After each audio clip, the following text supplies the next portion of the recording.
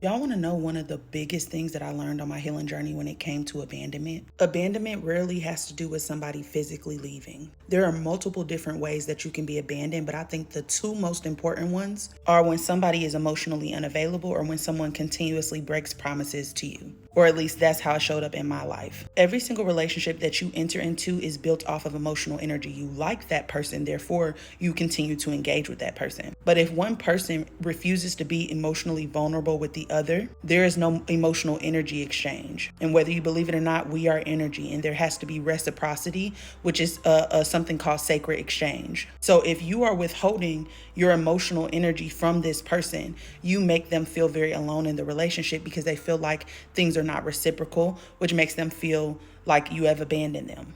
People cannot build a genuine relationship with somebody who is emotionally unavailable because you don't know how that person feels about anything because they don't know how they feel about anything. And they cannot give you something that they are not giving themselves. So it makes you feel really alone. The second form is if someone consistently breaks promises with you. This happened to me all the time when I was a kid.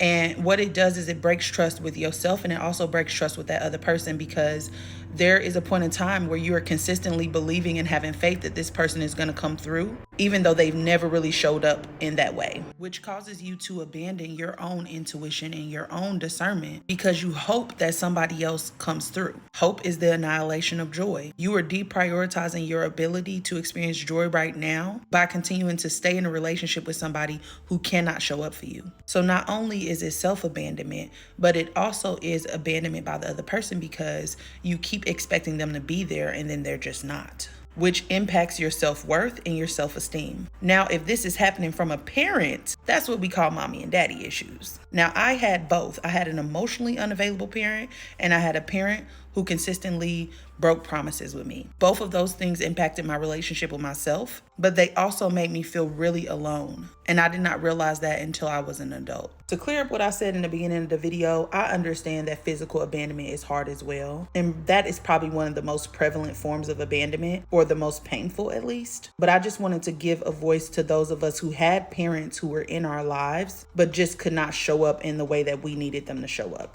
Happy healing, friends. I hope this helps.